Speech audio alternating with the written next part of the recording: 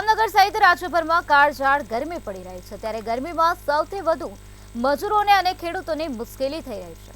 ત્યારે જામનગરની ઐતિહાસિક અને વર્ષો જૂની ગણતરી ગ્રેઇન માર્કેટમાં હજારો મજૂરો અનાજના સપ્લાય કરવા ઉપરાંત ગાડીઓમાં ભરવા સહિતનું કામ કરે છે, જેમની હાલત હાલ કફોડી બની ગઈ છે। છેલ્લા 25 વર્ષથી તડકામાં કાળી મજૂરી કરતા મજૂરોએ વેદના વર્ણવતા કહ્યું હતું કે 40 ડિગ્રી નજીક તાપમાન જઈ રહ્યું હોવાથી કામ કરવું મુશ્કેલ બની રહ્યું છે। તડકામાં પાણી પણ મર્યાદામાં પીવું પડે છે। આ ઉપરાંત જો વધુ પાણી પીએ તો કામ થઈ શકતું નથી। તો દિવસ દરમિયાન મોઢે ભીના કપડાં લગાવવા પડે તો અમુક સમયે ભીના કપડાં પહેરવા પડે છે।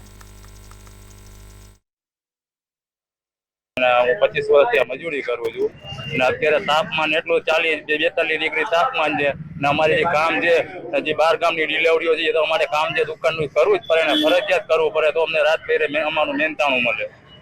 જે ઉપરાંત અમારે આવી તડકામાં ગરમીમાં થોડી વાર અમારે આરામ કરી લેવો પડે, ભીના કપડાં છે એ મોઢા ઉપર ફેરવવા પડે, તે ઉપરાંત અમે ગમે છાંયડામાં બેઠી જવું પડે, માથા ઉપર ભીના કપડાં રાખવા પડે। પાણી અમે જેટલું પીએ એટલું જ પી નથી શકતા, અમારથી કામ ના થાય શકે। ઉનાળાની સિઝન દરમિયાન જે આ વર્ષે જે તાપમાન પણ ખૂબ વધી રહ્યું છે, જેમ કે જો વાત કરવામાં આવે તો જે જામનગર શહેરની અંદર હાલ જે ગ્રેન માર્કેટ વિસ્તાર છે જેના મજૂરો આપણી સાથે જે મજૂરો સાથે જ વાત કરીએ કે જે હાલ જે પ્રકારે ગરમીનો માહોલ છે તો કેવા પ્રકારની હાલ ગરમી પડી રહી છે ને ખાસ કરીને આજે તાપમાન બચવા માટે શું કહેશો? તાપમાનથી બચવા માટે ગમે અમારે છાંયડાનો સહારો લેવો પડે ને અમારે જે કામ છે એ બધું કરવું જ પડે ને। કેટલા વર્ષથી તમે જે ગ્રેન માર્કેટની અંદર 25 વર્ષથી મજૂરી કરી।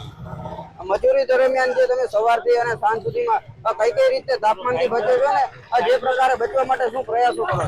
તાપમાનમાં બચવા માટે અમે ગમે અમારે છાંયડો ગોતવો પડે, થોડી વાર બેઠી જવું પડે, અથવા બધા વેપારીને પાછા ફોન આવતા એટલે પાછા અમારે કામ કરવું પડે કે અહીંયા માલ નાખવા જવાનું, વાહ નાખવા જવાનું હતું। જે ચોક્કસ જે પ્રમાણે વાત કરી કે અલગ અલગ જે મજૂરો જે છાંયડાનો સહારો લેતા હોય છે ને ખાસ કરીને ગરમી દરમિયાન જે પ્રકારે જે શહેરની અંદર અલગ અલગ જે સ્થળો છે ત્યાં પણ પાણીની વ્યવસ્થા પણ રાખવામાં આવી છે। સદર સંઘાણી, મંતવ્ય ન્યૂઝ, જામનગર।